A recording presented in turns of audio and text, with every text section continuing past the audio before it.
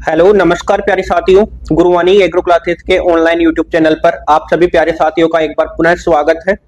तो अपन बेटा introductory mathematics जो कि आपके सेमेस्टर फर्स्ट में चल रही है बीएससी एग्रीकल्चर के, और उसकी क्लास नंबर 2 को भी अपन ने कंप्लीट कर लिया। मतलब अपना जो टॉपिक था मैट्रिक्स का वो कवर हो रहा था उसमें। तो क्लास नंबर फर्स्ट अपने कंप्लीट हो गई, क्लास नंबर 2 भी अपने कंप्लीट हो गई। और पीछे की जो क्लास थी क्लास नंबर 2, उसके अंतर्गत अपन ने क्या क्या पढ़ा, उसके अंतर्गत अपन ने जैसे मैं बात करूं तो जो मैट्रिक्स के टाइप वगैरह है ये सारे पढ़े थे। उसके बाद में जो एडिशनल जानकारी थी वो भी अपन ने पढ़ ली थी।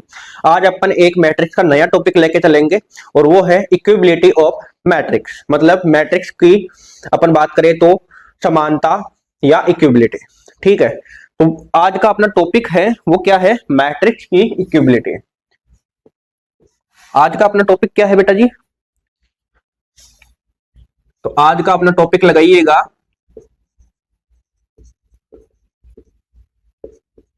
इक्विबिलिटी ऑफ मैट्रिक्स। कंडीशन क्या रहने वाली है क्लास की, तो आप सभी जानते होंगे अगर पहले से क्लास आपने देख रखी है तो।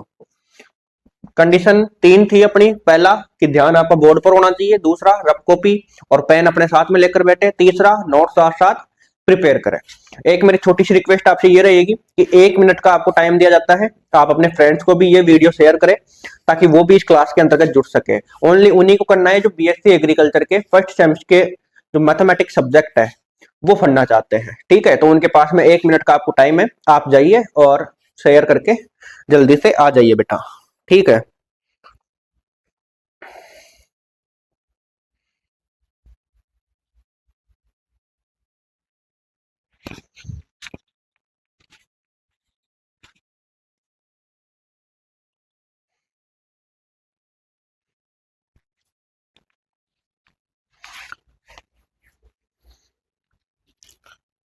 हाँ तो स्टार्ट करें बेटा। फिर अब देखना, अपन देख रहे हैं आव्यूह की समानता या इक्विबिलिटी ऑफ मैट्रिक्स। हिंदी में नहीं लिखा क्या मैंने, तो यहाँ पे लिख लेना आव्यूह, आव्यूह की समानता, आव्यूह की समानता।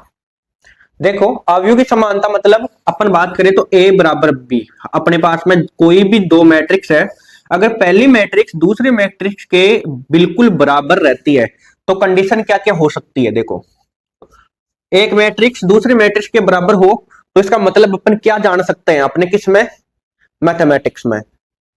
कंडीशन नंबर फर्स्ट कि मैट्रिक्स के ऑर्डर समान है। दोनों जो मैट्रिक्स है ना, दोनों उनके ऑर्डर समान होने चाहिए, ऑर्डर समान होने चाहिए।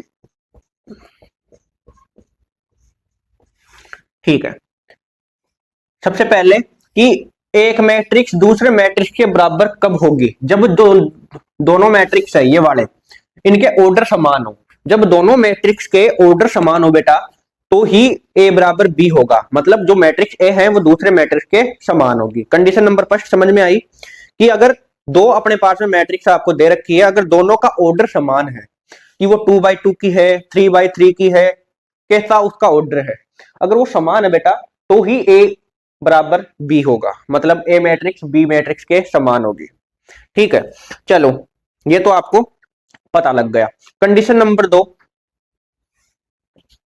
कंडीशन नंबर 2 है ये है कि कोरस्पॉन्डिंग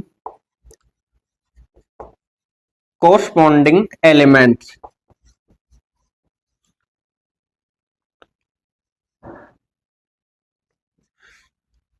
एलिमेंट सेम होने चाहिए, मतलब समान होना चाहिए,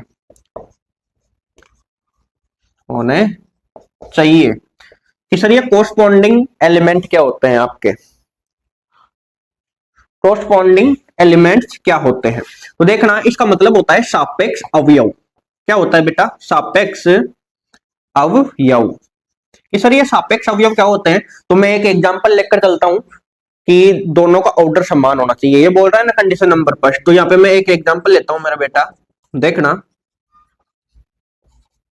ये एग्जांपल है एक, और मैं बोल रहा हूं कि ये कोई मैट्रिक्स है और ये बराबर है आपके इस वाले मैट्रिक्स से, इस वाले मैट्रिक्स से। तो कंडीशन क्या बोल रहा है? कंडीशन ये बोल रहा है कि मैट्रिक्स, जो दोनों मैट्रिक्स है इसके ऑर्डर समान होने चाहिए। ऑर्डर चेक करो, देखे इसमें कितने कॉलम है कितने रो है वो देखने हैं आपको।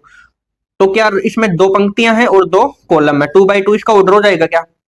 ऑर्डर निकालना मैंने बता दिया है पिछले दोनों क्लासों के अंदर बेटा, तो घबराना नहीं है, ऑर्डर निकालना आपको आना चाहिए मैट्रिक्स के अंदर, ठीक है। ये बताओ इसका ऑर्डर क्या है?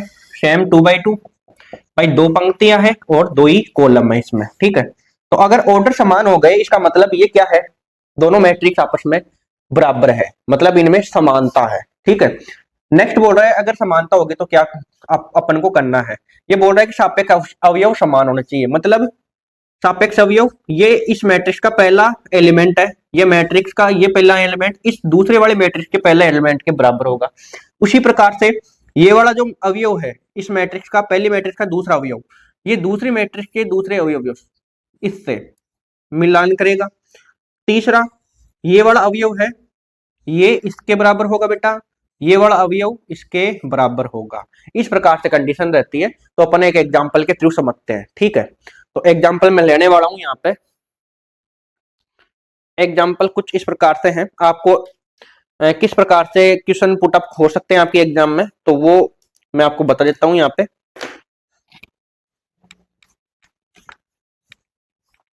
तो एग्जांपल मैं आपके लिए यहाँ पर लिख रहा हूं और फिर बताऊंगा मैं किस प्रकार से होगा, ठीक है। तो एग्जांपल नंबर फर्स्ट है कि अक्ष प्लस वाई प्लस जेड, फिर है अक्ष प्लस जेड। एग्जाम्पल क्या है? अक्ष प्लस जेड और दूसरा है वाई प्लस जेड। ये कोई मैट्रिक्स है, ठीक है। और इधर मैंने लिख दिया 0 3 और 5। ये ए मैट्रिक्स दूसरे मैट्रिक्स के बराबर। सबसे पहले तो इसको कैसे समझोगे कि ये आपको अवयव की समानता पूछ रहा है? सबसे पहले एग्जाम में कैसे समझोगे इस क्वेश्चन को कि अवयव की समानता आपसे पूछ रहा है? तो देखना यहाँ पे बराबर का, इक्वल का साइन लगा हुआ होगा दो मैट्रिक्स के बीच में। तो आप क्या जान जाओगे इससे कि ये क्या पूछ रहा है? आपको अवयव की समानता, इक्विबिलिटी ऑफ मैट्रिक्स पूछ रहा है, ठीक है। अब इसका सॉल्यूशन अपन करते हैं। तो ये क्वेश्चन पूरा क्या है तो बताओ, बताओ अक्ष और y और z बराबर क्या होगा? ये क्वेश्चन आपके पास में दो मैट्रिक्स आपको दे दी और इन मैट्रिक्स में आपको ये पूछ रहा है कि बताओ इनमें से अक्ष y और z तीनों की वैल्यू का क्या होगी। ये क्वेश्चन आपके सामने है बेटा।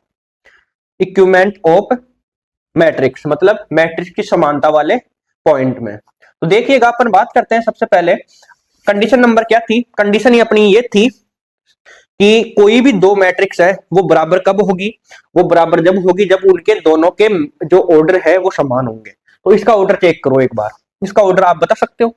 सर बता सकते हैं। इसमें 3 तो कॉलम है और एक, सॉरी 3 तो रो है इसमें और एक कॉलम है। इसका देखो इसमें 3 रो है और एक कॉलम है, ये एक कॉलम और ये 3 रो। तो कंडीशन क्या थी सेकंड कि सापेक्ष अवयव समान होंगे। सापेक्ष अवयव मतलब ये पहला अवयव है इसका, ये किसके समान होगा? ये इसके समान होगा, ये वाला इसके समान, ये वाला इसके समान। तो इसका सॉल्यूशन अपन देखते हैं, इस क्वेश्चन का सॉल्यूशन, सॉल्यूशन आंसर देखते हैं ना। तो आंसर किस प्रकार से आप एग्जाम के अंदर करके आओगे अगर ऐसा क्वेश्चन आ जाए तो? अक्ष की वैल्यू, वाई की वैल्यू, जेड की वैल्यू आपसे पूछी जाए तो किस प्रकार से आप इस क्वेश्चन को सोल्व करोगे बेटा, ठीक है। तो जैसे कि अपन को पता है कि 3 गुणा 1 की मैट्रिक्स ये है, 3 गुणा 1 की मैट्रिक्स ये है। कंडीशन नंबर फर्स्ट पूरी हुई लिखनी हुई जो मैंने लिखवाई थी उसके अकॉर्डिंग इक्विबिलिटी ऑफ मैट्रिक्स, मैट्रिक्स की समानता, अवयव की समानता के अंदर कंडीशन नंबर पहले क्या थी कि दोनों के ऑर्डर समान होने चाहिए। हुए कि नहीं हुए?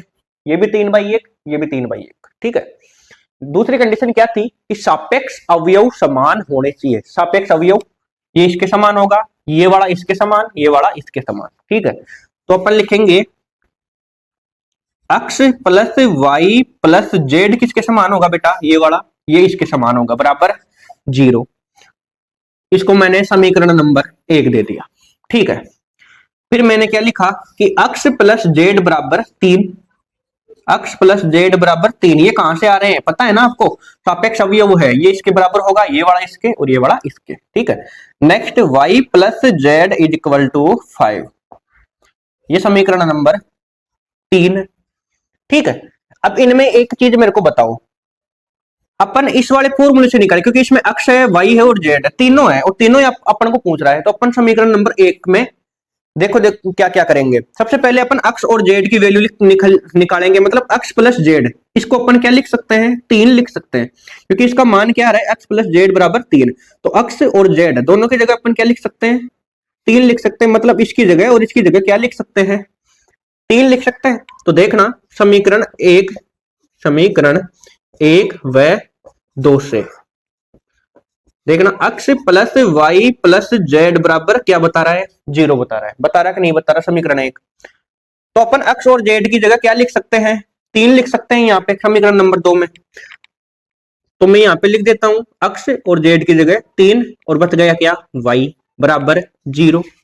दिख पा रहा है क्या आपको, एक बार मैं चेक कर लेता हूं दिख पा रहा है कि नहीं दिख पा रहा। हाँ बिल्कुल क्लियर है बेटा, है ना। तो x और z की जगह मैंने 3 लिख दिया, y बराबर 0, हुआ कि नहीं हुआ। अब y का मान निकालो आप, तो यहाँ पे अगर इस 3 को इधर ट्रांसफर करेंगे तो y अकेला बच गया क्या, और ये प्लस में है तो किस में चले जाएगा बेटा, -3 में, तो ये किसका मान आ गया, y का मान आ गया। अब इसी प्रकार से इस समीकरण 1 में, है ना, समीकरण 1 व अब 3 से क्यों, क्योंकि इसमें y और z, x और y का मान अपन ने यहाँ पे x और z का मान यहाँ पे रख के और अपन ने y का मान लिख लिया। अब y और z का मान लिखेंगे तो किसका मान आ जाएगा, x का मान आ जाएगा, ठीक है। इसी प्रकार से तो x plus y plus z बराबर, x plus y plus z बराबर क्या हो गया, तो देखना बेटा यहाँ पे 0, ये समीकरण नंबर 1। अब इसमें y और z की जगह अपन क्या लिख सकते हैं, 5 लिख सकते हैं कि नहीं लिख सकते, समीकरण 3 से। तो यहाँ पे मैं x, सॉरी इसको तो x लिखूंगा, और y और z है, y और z की जगह 5 लिख दूंगा, ठीक है, इसकी जगह 0। तो x बराबर क्या हो गया, -5। बोलो हो ये कि नहीं हुए, ये x की वैल्यू निकल गई। जब x की वैल्यू और y की वैल्यू निकल गई तो अपन समीकरण 1 से डायरेक्ट z की वैल्यू भी निकाल सकते हैं। कैसे, देखना नेक्स्ट स्टेप यहाँ है बेटा, है ना। तो x plus y plus z बराबर 0, मैंने एक बार और यहाँ पे क्या लिखा, समीकरण नंबर पहले को लिखा, क्योंकि ये सारा आंसर किससे आएगा बेटा, समीकरण 1 से, क्योंकि पूछिए अपन को x y और z तीनों की वैल्यू रहा है, तो समीकरण नंबर 1 में सारे वैल्यू यहाँ पे दिए हुए हैं। तो अपन x की जगह क्या लिख देंगे, अब x का मान -5, तो -5 प्लस y का मान क्या है, -3, तो यहाँ पे कोष्टक के अंदर -3 प्लस z बराबर 0, ठीक है। तो यहाँ पे देखना -5 और प्लस माइनस को करोगे तो यहाँ पे माइनस और 3 प्लस z बराबर 0, तो -5 और -3 कितने हो गए, -8 प्लस z बराबर 0, और z को इधर रखोगे और -8 को उधर ट्रांसफर करोगे तो +8, तो z बराबर क्या हो जाएगा, +8। तो x का मान, सॉरी y का मान, x का मान, z, तीनों का मान पूछा है यहाँ पे, x y और z का, वो निकल के आ गया। x का मान -5, y का मान -3, z का मान +8। तो मैं यहाँ पे लिखता हूँ एक बार, देखिए यहाँ पे अप्लाई करता हूँ कि अपना जो आंसर है वो सही है कि नहीं है, ठीक है। तो x का मान क्या है यहाँ पे, तो x का मान मैंने यहाँ पे लिखा -5, y का मान -3 और z का मान क्या है 8, +8, तो 0। तो देखिए -8 और +8 गए तो 0 बचे क्या, बिल्कुल सही है। नेक्स्ट x और z का मान रखो, तो x क्या है अपने पास में -5, z 8 बराबर 3, तो 8 में से 5 गए तो 3 बचे, बिल्कुल ये भी सही है। y प्लस जेड, y -3 और z 8 गए तो 5 बचे, 5 सही है, ठीक है। इसका मतलब ये अपना जो आंसर है वो क्या है, एकदम करेक्ट आंसर है, ठीक है बेटा। तो आपसे इस प्रकार से क्वेश्चन पूछे जाएंगे, किस प्रकार से, समान वाली जो मैट्रिक्स है उसमें इस प्रकार के क्वेश्चन पूछे जाएंगे, या तो किसी x की, y की या z की वैल्यू आपसे पूछी जाएगी, ठीक है। तो ये आपको आना चाहिए क्या, अवयव में समानता, x की वैल्यू निकालना, y की वैल्यू निकालना और z की वैल्यू निकालना, ठीक है बेटा। तो ये क्वेश्चन आपको समझ में आया, कैसे आया, देखो दोबारा। अपन जानते हैं कंडीशन नंबर क्या थी अपनी पहली, कि दो मैट्रिक्स बराबर कब हो सकती है, जब दोनों के ऑर्डर समान हो, तो यहाँ पे भी ये 3/1 की मैट्रिक्स है, ये भी 3/1 की मैट्रिक्स है। कंडीशन नंबर सेकंड पे अप्लाई करेंगे तो सापेक्ष अवयव क्या होने चाहिए, समान होने चाहिए। तो ये इसका सापेक्ष है, तो अक्ष प्लस वाई प्लस जेड बराबर 0, अक्ष प्लस जेड बराबर 3, अक्ष सॉरी वाई प्लस जेड बराबर 5। तो ये 3 समीकरण अपने पास में आ गए। अब ये पूछ रहा है कि अक्ष वाई और जेड तीनों के मान बताओ। अब इन समीकरण में से तीनों कहां पर नजर आ रही है आपको, पहले समीकरण में। तो अपन क्या करेंगे, समीकरण 1 से इसके अंदर अक्ष प्लस जेड की जगह 0 रख सकते हैं। अपन अक्ष प्लस जेड की जगह क्या रख सकते हैं, 0। तो देखना अक्ष प्लस वाई प्लस जेड बराबर अपन 0, ये पहला समीकरण। और अक्ष और जेड की जगह क्या लिख सकते हैं, अपन 3 लिख सकते हैं। तो यहाँ पे 3 बच गया, क्या, वाई बराबर 0। तो y को अगर इधर सॉरी इस 3 को इधर ट्रांसफर करोगे तो माइनस के 3 आ जाएंगे। उसी प्रकार से आगे हैं और यहाँ पे भी उसी प्रकार से हैं। ठीक है, समझ में आया। तो मैं इसको क्लियर करने वाला हूं, एक बार आप स्क्रीनशॉट ले लो।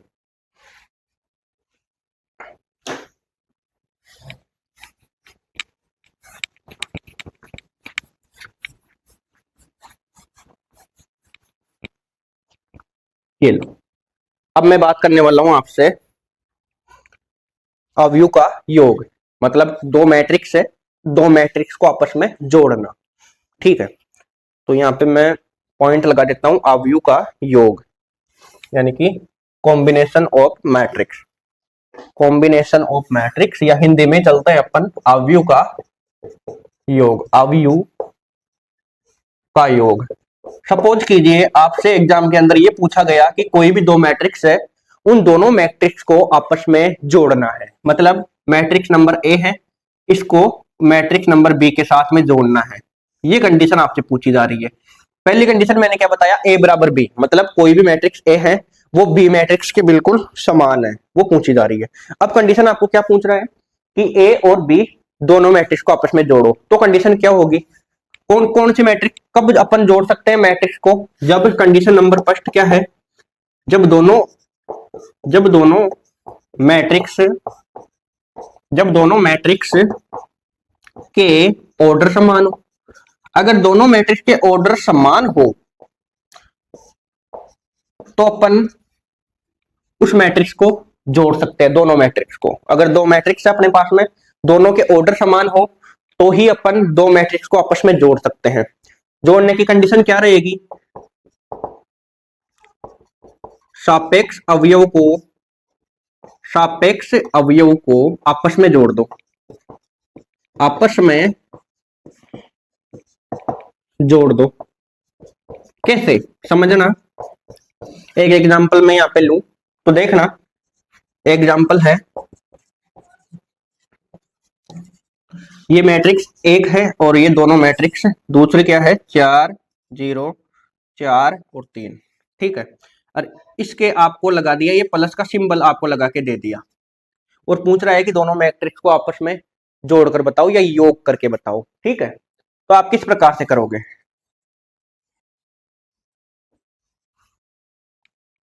अब बताओ आप इसका आंसर।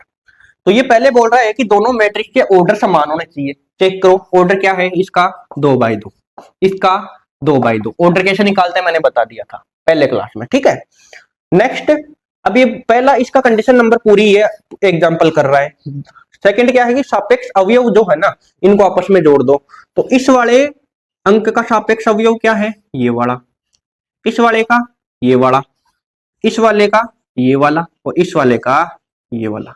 मतलब पहले का इस मैट्रिक्स का पहला, इसका दूसरे तो इसका भी दूसरा, इसका तीसरा तो इसका भी तीसरा, इसका चौथा तो इसका भी चौथा। समझ में आया। तो अपन अब इसको जोड़ते हैं। तो यहाँ पे देखना सॉल्यूशन, पहला यहाँ पे अंक क्या है इस मैट्रिक्स का, 3 है। तो सबसे पहले कोष्टक लिखो, फिर लिखो 3 और आपस में जोड़ना है। तो इस मैट्रिक्स सापेक्ष अवयव को, तो इसमें पहला अंक क्या है, 4 है, तो इसको जोड़ दिया। फिर दूसरा अंक इसमें क्या है, 0 है, तो ये लो 0। इसमें दूसरा अंक क्या है, 0 है, तो ये लो प्लस में 0। नेक्स्ट इसमें क्या है, तीसरा अंक 4 है, तो ये 4, इसमें 4। इस ऐसे ही इसमें क्या है, 3, तो 3 और इसमें भी 3। ठीक है, ये कोष्टक बंद। अब जोड़ दो, 4 और 3 7, 0 और 0 0, 4 और 4 8, 3 और 3 6।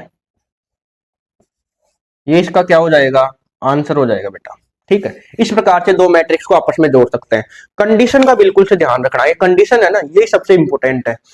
पहली नंबर की कंडीशन थी कि दोनों का ऑर्डर समान हो। ऐसे नहीं, यहाँ पे 3/2 के मैट्रिक्स है, यहाँ पे 2/2 के मैट्रिक्स है, तो आप नहीं जोड़ पाओगे। दोनों के ऑर्डर समान होने चाहिए। अगर ऑर्डर समान हो तो क्या होगा, सापेक्ष अवयव को आपस में जोड़ दो। इसका सापेक्ष अवयव ये, इसका ये, इस वाले का ये और इसका ये। तो इन चारों को मैंने आपस में जोड़ा और जोड़ने के बाद में ये मेरे को एक नई मैट्रिक्स यहाँ पे प्राप्त हो गई। यही क्या है, अवयव का योग है, मतलब जो आपका मैट्रिक्स है इसका योग जोड़ना।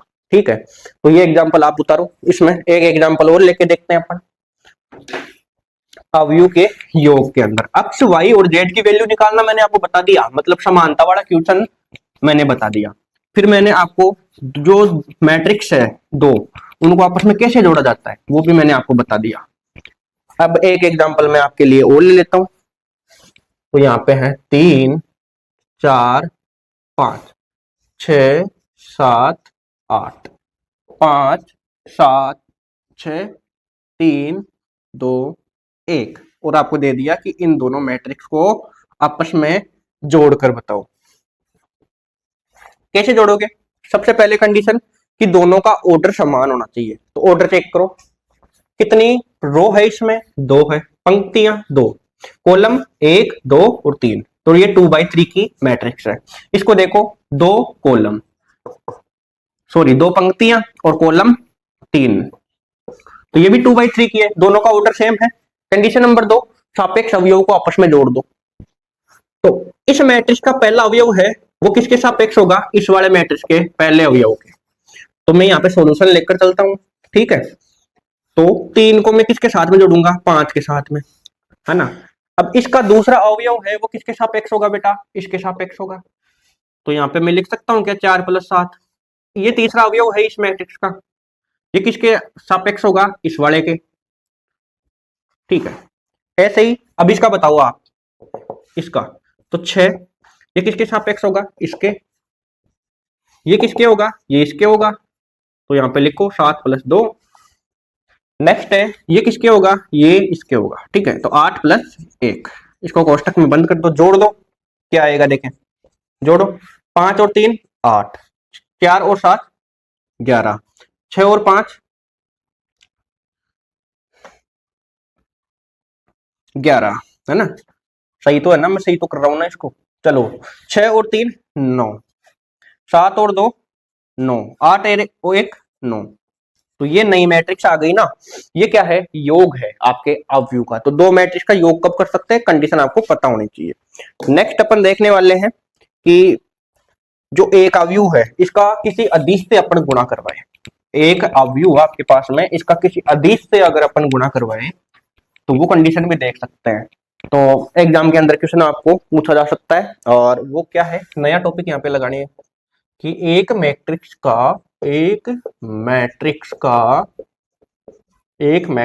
का अदिश से गुणन, अदिश से गुणन, मतलब कोई भी आपको मैट्रिक्स दे दी और उस मैट्रिक्स को बोल दिया कि आप इतने से गुणा करके बताओ।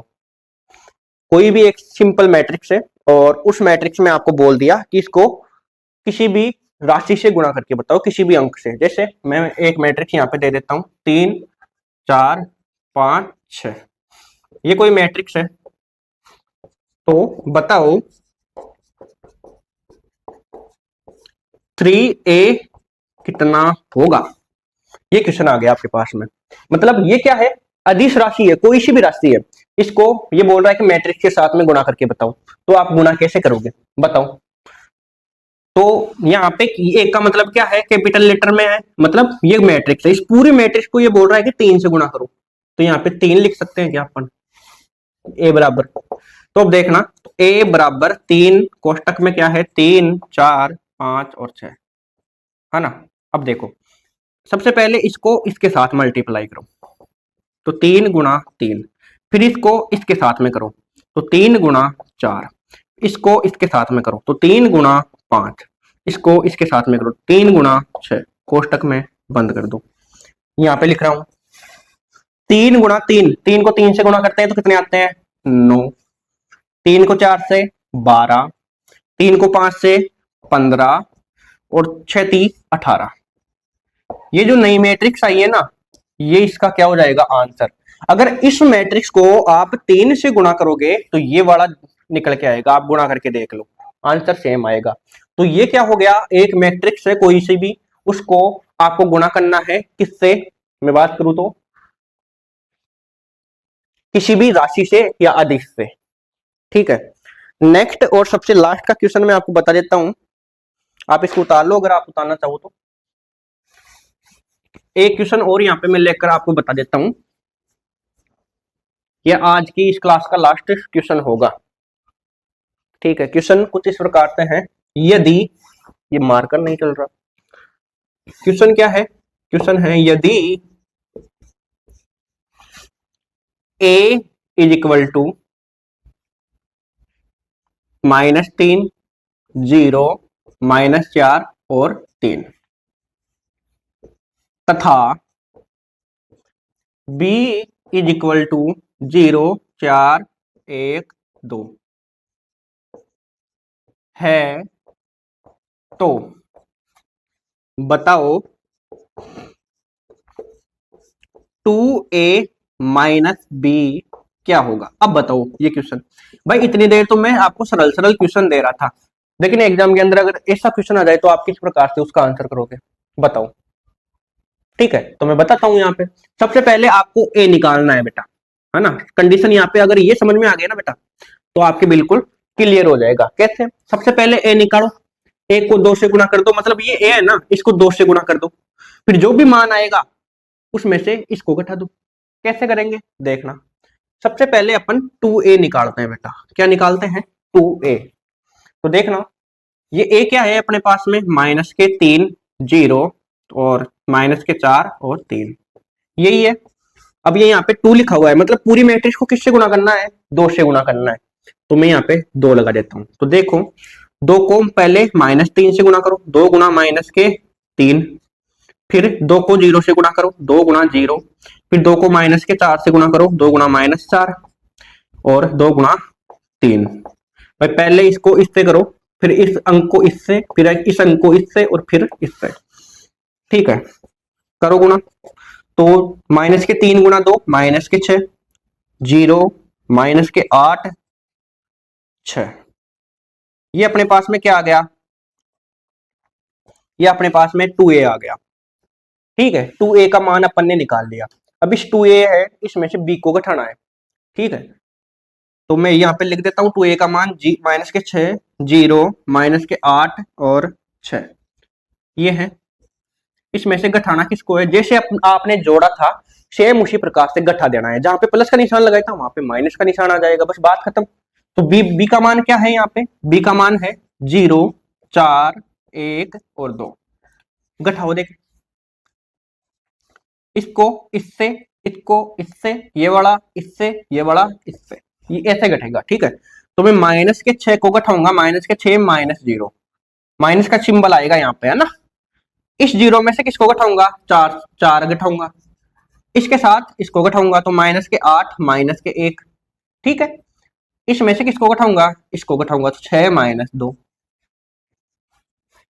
अब देखो -6 और -0 कितने हो गए, -6 हो गए, ठीक है। 0 में से 4 गए तो -4, -8 में से -1 गए तो ये जुड़ जाएंगे आपस में, -9, 6 में से 2 गए तो 4। तो ये जो आंसर आया है बेटा, ये क्या आ गया आपके पास में, टोटल आंसर आ गया, टोटल सॉल्यूशन आ गया। तो कुछ क्वेश्चन इस प्रकार से भी आ सकता है, पहले अदिश से गुणा करवा ले, फिर आपसे माइनस भी साथ को पूछ ले, या यहाँ पे प्लस का निशान आ जाए, जोड़ आ जाए, है ना। ऐसे क्वेश्चन भी आपके पुटअप हो सकते हैं। तो आज के इस लेक्चर के अंतर्गत अपन ने क्या क्या पढ़ा, सबसे पहले समानता वाला क्वेश्चन पढ़ा, जिसमें अपन एक्स वाई और जेड वैल्यू निकाल सकते हैं। जरूरी नहीं है वहां पे एक्स वाई जेड या एबीसीडी का कोई सा भी अक्षर आ जाए बेटा, वो निकाल सकते हो आप, सर बिल्कुल निकाल सकते हैं, कंडीशन याद रखिएगा। फिर अपन ने देखा कि कोई भी मैट्रिक्स है उसका अपन जोड़ करेंगे, योग करेंगे, तो वो कैसे कर सकते हैं। फिर अपन ने देखा कोई भी मैट्रिक्स है उसको अपन किसी अदिश से गुणा करेंगे, तो वो कैसे कर सकते हैं। फिर अपन ने देखा कि अदिश से गुणा करके उसको माइनस कैसे करें या प्लस कैसे करें, तो ये वाला एग्जाम्पल यहाँ पे रहा। तो ये अपने आज का इस लेक्चर के अंतर्गत टॉपिक हो गया है।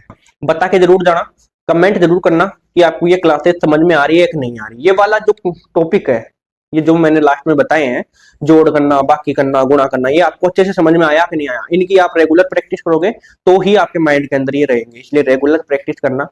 ठीक है।